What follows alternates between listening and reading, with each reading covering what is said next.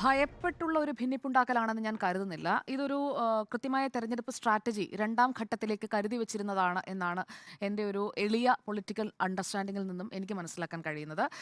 ഇതിലിപ്പോൾ ഈ സെന്റൻസ് ആ പ്രസംഗത്തിലേക്ക് പ്രധാനമന്ത്രി നരേന്ദ്രമോദി കൊണ്ടുവന്നത് ആലോചിച്ചുറപ്പിച്ചിട്ട് തന്നെയാണ് എന്ന് വേണം കരുതാൻ. കാരണം Congress if voted to power would distribute the country's wealth to those who have more children എന്ന് പറയുന്നതിൽ ഈ to those who have more children എന്ന് പറയുന്നിടത്ത് അത് മുസ്ലിം കമ്മ്യൂണിറ്റിയാണ് എന്ന് എടുത്തു പറയുന്നില്ല. ആ വാചകത്തിൽ പറയുന്നില്ല. അദ്ദേഹത്തിൻ്റെ പ്രസംഗത്തിൽ ഹിന്ദി നമ്മൾ കേട്ടു നോക്കുമ്പോൾ അതിൽ മുസ്ലിം എന്ന് പറയുന്നില്ല. അതിന് തൊട്ട് മുൻപാണ് മുൻ സർക്കാർ എന്നുള്ള രീതിയിൽ മൻമോഹൻ സിംഗിലേക്ക് റെഫറൻസ് കൊടുത്തുകൊണ്ട് കൃത്യമായി പറയുന്നത്. അപ്പോൾ അദ്ദേഹം ഉദ്ദേശിച്ച വാചകം ൂടെ വന്നത് എന്ന് വേണം കരുതാൻ. കാരണം അവിടുത്തെ ഈ ഞായറാഴ്ച രാജസ്ഥാനിലെ ബാൻസ്വരയിൽ നടത്തിയ റാലിയിൽ ബാക്കി പറഞ്ഞത് മുഴുവൻ വികസന പരിപാടികളെക്കുറിച്ച്, അല്ലെങ്കിൽ സർക്കാർ ചെയ്തുകൊണ്ടിരിക്കുന്ന ക്ഷേമ പ്രവർത്തനങ്ങളെക്കുറിച്ച്, രാജസ്ഥാനിലെ വികസന പരിപാടികളെക്കുറിച്ച്, കുടിവെള്ളം എത്തിക്കുന്നതിനെക്കുറിച്ച്, അങ്ങനെയുള്ള കാര്യങ്ങളാണ്. ആ പ്രസംഗം മുഴുവൻ ഞാൻ ഒന്നുകൂടി എടുത്ത് കേട്ടു നോക്കി, ഈ വിവാദ ഭാഗം മാത്രമല്ലാതെ. അപ്പോൾ എനിക്ക് മനസ്സിലാക്കാൻ കഴിഞ്ഞത് ഇതിൽ കൃത്യമായി ആ ഭാഗം ഉൾപ്പെടണം എന്ന് കരുതി തന്നെ പറഞ്ഞതായിട്ടാണ് തോന്നുന്നത്. അത് വിവാദമാകാതിരിക്കുന്നതിന് വേണ്ടിയാണ് ഈ പ്രത്യേകമായി തന്നെ രണ്ടാമത്തെ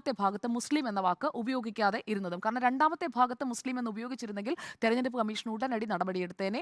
ആ നടപടിയിലേക്ക് പോകാതെ തെരഞ്ഞെടുപ്പ് കമ്മീഷൻ നടപടിയെടുക്കുന്നത് വൈകിപ്പിക്കുന്നതിന് പിന്നിലും അവരും കൺഫ്യൂസ്ഡ് ആണ് എന്ന് വേണം കരുതാൻ. കാരണം ഈ പർട്ടിക്കുലർ പോയിന്റിൽ കൂടുതൽ കുട്ടികളെ ഉണ്ടാക്കുന്നവർ എന്ന് പറയുന്നിടത്ത് മുസ്ലിം എന്ന വാക്ക് ആ ഹിന്ദിയിൽ ഇല്ല. ആ വാചകത്തിൽ അവിടെ മുസ്ലിം എന്ന വാക്കില്ല. അതിന് തൊട്ട് മുൻപത്തെ വാചകത്തിൽ മുസ്ലിം എന്നുണ്ട് താനും. അപ്പോൾ അത് രണ്ട് ഭാഗമാക്കി വാദിക്കാനുള്ള ഒരു സ്പേസ് അവിടെ ഇട്ടുകൊണ്ട് തന്നെയാണ്. കാരണം ഇന്ന് അമിത് ഷാ അത് എൻഡോഴ്സ് ചെയ്തുകൊണ്ട് പ്രധാനമന്ത്രിയെ ന്യായീകരിച്ചുകൊണ്ട് പറയുന്നതും ഇതേ വിഷയം തന്നെയാണ്. അപ്പോൾ നേരത്തെ ഉണ്ണിസാർ ചൂണ്ടിക്കാട്ടിയതുപോലെ ഇതൊരു തെരഞ്ഞെടുപ്പിൽ പ്രചാരണത്തിന്റെ ഭാഗമായി കൊണ്ടുവരാൻ ഉദ്ദേശിച്ച ഒരു കാര്യം തന്നെയാണ് എന്നാണ് ഞാൻ മനസ്സിലാക്കുന്നത്. രാഹുൽ ഗാന്ധി പ്രതികരിച്ചത് ഇന്ന് ഞാൻ കണ്ടത് കോൺഗ്രസിൻ്റേത് ഒരു റെവല്യൂഷണറി മാനിഫെസ്റ്റോ ആണെന്നാണ്.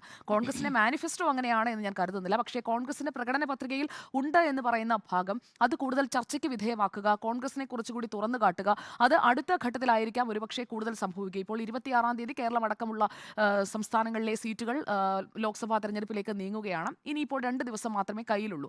അടുത്ത ഘട്ടത്തിലായിരിക്കും ഇതിനേക്കാൾ ഹൈ വോളൈറ്റൈൽ ആയിട്ടുള്ള അടുത്ത ഒരു ക്യാമ്പയിൻ സ്റ്റേജ് എന്ന് പറയുന്നത് 3rd സ്റ്റേജ് ഓൺവേർഡ്സ് ആയിരിക്കും. കാരണം കഴിഞ്ഞ തവണയും അങ്ങനെയായിരുന്നു. 3-ാം ഘട്ടം മുതലാണ് ഈ ചാർജ് ചെയ്തുള്ള പ്രസംഗങ്ങളിലേക്ക് നരേന്ദ്രമോദി കടക്കുന്നത്. അപ്പോൾ ഈ 2-ാം ഘട്ടം എന്ന് പറയുന്നത് ഇത് ഒരു സ്ട്രാറ്റജിയാണ്. അതായത് ഇപ്പോൾ നടക്കുന്ന ഡിസ്കഷൻസ്, ആ ഡിസ്കഷൻസ് ബേസ് ചെയ്തിരിക്കുന്നത് കോൺഗ്രസ് കൊണ്ടുവന്ന വിഷയങ്ങൾ അല്ലെങ്കിൽ അതിനെ ഊന്നിക്കൊണ്ടാണ്. അപ്പോൾ അതിൽ നിന്നുള്ള ഒരു ഷിഫ്റ്റിംഗ് ആണ് ഉദ്ദേശിച്ചത് എന്ന് വേണം കരുതാൻ. അതുകൊണ്ട് തന്നെ കൃത്യമായി ഓരോ സ്ഥലത്തിനും വേണ്ട സ്ട്രാറ്റജി അതാണ് പറയുന്നത്. 2-ാം ഘട്ടത്തിലേക്കുള്ള ഒരു വോട്ട് വഴി വെട്ടൽ അവിടെ നടന്നു കഴിഞ്ഞിരിക്കുകയാണ്. വിവാദത്തിന് തുടക്കമിടുന്നു. അത് കൃത്യമായി കോൺഗ്രസ് ഏറ്റെടുക്കുകയാണ്. ഇനിയുള്ള 2 ദിവസം ഇത് മാത്രമായിരിക്കും ചർച്ച. കോൺഗ്രസ് ഇതുവരെ ഈ 2-ാം ഘട്ടത്തിൽ വിഷയമാക്കണമെന്ന് കരുതിയ കാര്യങ്ങളിൽ നിന്നും അവർ പൂർണ്ണമായി മാറിക്കഴിഞ്ഞു. അവരിപ്പോൾ ഇതിന് കേസ് കൊടുക്കാൻ അല്ലെങ്കിൽ ഇതിൽ പ്രതികരിക്കാൻ തെരഞ്ഞെടുപ്പ് കമ്മീഷൻ നടപടി എടുക്കുന്നില്ലെന്ന് പറയാൻ അവരുടെ നോക്കിയാൽ അറിയാം. ഇന്ന് നേതാക്കളൊക്കെ സംസാരിച്ചതിൽ ഏറിയ പങ്കും പ്രധാനമന്ത്രി രാജസ്ഥാനിൽ ഞായറാഴ്ച പറഞ്ഞ കാര്യത്തെക്കുറിച്ചാണ്. അപ്പോൾ ഇന്നത്തെ ഒരു ദിവസം മുഴുവൻ അവരുടെ പോയി കിട്ടി. ഇനിയിപ്പോൾ നാളെ മറ്റന്നാളുമാണുള്ളത്. അതിലും തെരഞ്ഞെടുപ്പ് കമ്മീഷൻ വൈകുന്നു, ഡിലേയിങ് എന്ന് പറഞ്ഞുകൊണ്ട് തെരഞ്ഞെടുപ്പ് കമ്മീഷൻ കൃത്യമായി നടപടി എടുക്കുന്നില്ല എന്ന് പറഞ്ഞ് അവിടെയും ഇതേ രീതിയിൽ തന്നെ നരേന്ദ്രമോദി എന്താണോ ഉദ്ദേശിച്ചത് അതേ രീതിയിലേക്ക് ഓൺ ക്യാമ്പയിൻ ഒരു ഭാഗത്തേക്ക് സെറ്റ് അസൈഡ് ചെയ്യുകയും ഇവിടെ പ്രധാനമന്ത്രി പറഞ്ഞ കാര്യത്തിൽ അതിന്മേൽ കൂടുതൽ പ്രതികരണങ്ങൾ നടത്തുകയും ചെയ്യുന്നതിലൂടെ എത്ര നേട്ടമുണ്ടാകും എന്നതുകൂടി നമ്മൾ നോക്കണം. പ്രധാനമന്ത്രി പറഞ്ഞതിലൂടെ അദ്ദേഹം ഉദ്ദേശിച്ച വോട്ടുകൾ അദ്ദേഹത്തിന്റെ പാർട്ടിയിലേക്ക് എത്താനുള്ള ഒരു സാധ്യത അവിടെ തെളിഞ്ഞു കഴിഞ്ഞിരിക്കുകയാണ്. ഞായറാഴ്ച പറയാനുള്ളത് പറഞ്ഞ സ്ഥലം പ്രധാനമാണ്, രാജസ്ഥാനാണ്. ഇന്ന് അലിഗഡിൽ പോയി അതേ പ്രധാനമന്ത്രി നരേന്ദ്രമോദി പറയുന്നത് മുത്തലാഖ് മുസ്ലിം സ്ത്രീകളുടെ ജീവിതം നശിപ്പിച്ചു, അതിനെതിരെ നിയമം കൊണ്ടുവന്ന് അവരുടെ ജീവിതം സുരക്ഷിതമാക്കിയതാരാ? ഞാനാണ്, നരേന്ദ്രമോദിയാണ് എന്ന് പറഞ്ഞുകൊണ്ട് അലിഗഡ് എന്ന് പറയുന്നതും പ്രധാനമാണ്. ഓരോ സ്ഥലവും പ്രധാനപ്പെട്ടതാണ്. അതുകൊണ്ട് കൃത്യമായി സ്ഥലം നോക്കി തന്നെയാണ് പ്രധാനമന്ത്രി പ്രസംഗിച്ചു പോകുന്നത് എന്നുള്ളതാണ് ഞാൻ മനസ്സിലാക്കുന്നത്.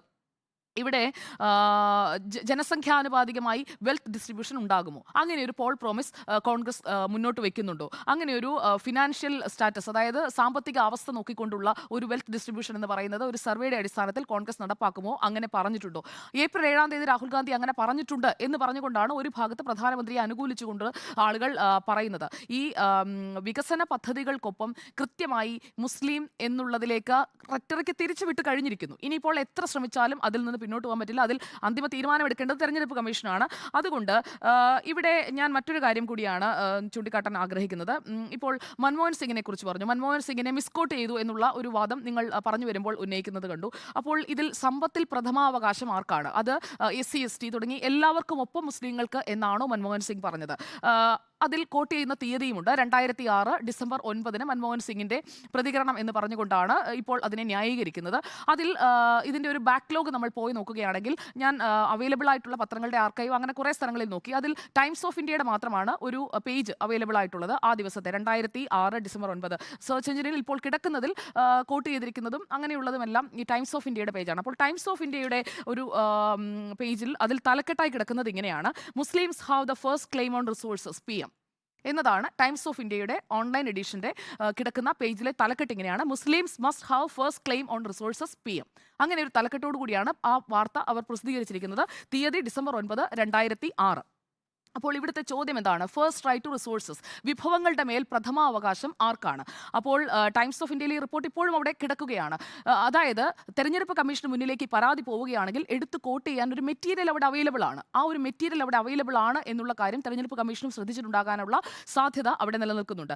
അതിൽ മൻമോഹൻ സിംഗിനെ കോട്ട് ചെയ്തുകൊണ്ട് വിതിൻ കോട്ട്സ് ഇട്ടിരിക്കുന്ന കാര്യങ്ങൾ കൂടി പറയാം. Plans for minorities especially Muslims must have the first claim on resources so that the benefits of development reach them equitably. എല്ലാവരിലേക്കും ഇക്വിറ്റബിളായുള്ള ഒരു ഡിസ്ട്രിബ്യൂഷൻ ഉണ്ടാകണം എന്നതാണ് അതിന്റെ വിശാലാർത്ഥത്തിൽ താഴെ കൊടുക്കുന്നതെങ്കിലും ഈ വാർത്തയുടെ തലക്കെട്ട് എന്ന് പറയുന്നത് മുസ്ലിംസിന് ഫസ്റ്റ് ക്ലെയിം ഓൺ റിസോഴ്സസ് ഉണ്ടാകണം, മസ്റ്റ് ഹാവ് എന്ന് പ്രധാനമന്ത്രി പറഞ്ഞു എന്ന് മൻമോഹൻ സിംഗിനെ കോട്ട് ചെയ്തുകൊണ്ടാണ് ആ പത്രവാർത്ത അവിടെ കിടക്കുന്നത്.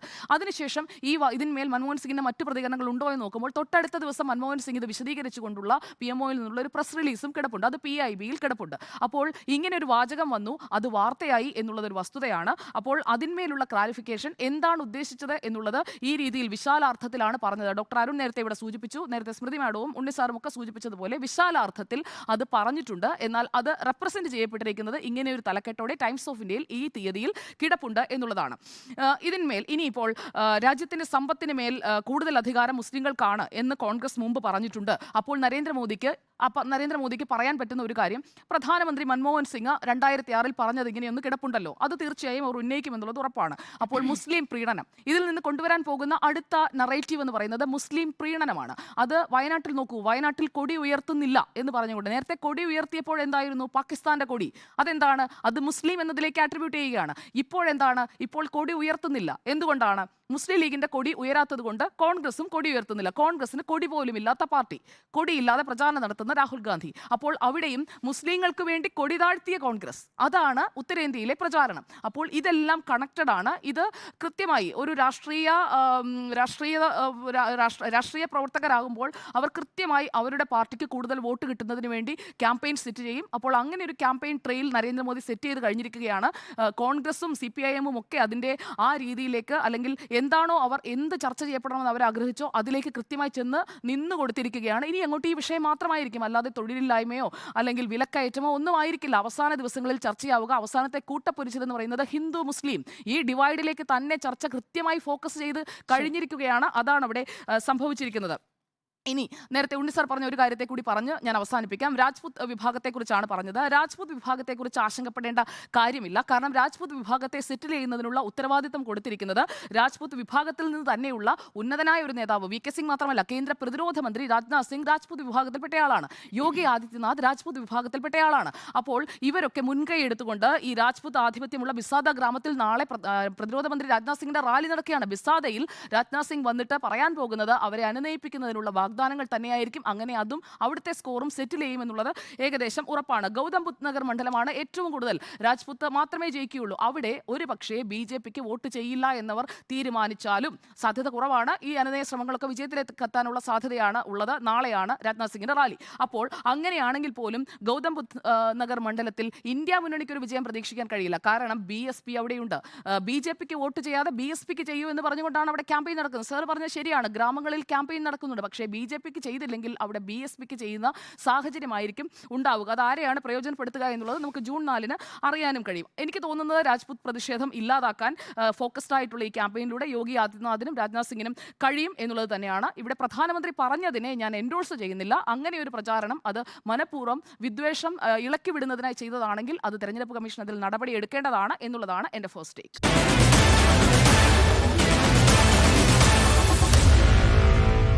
Meet the editors.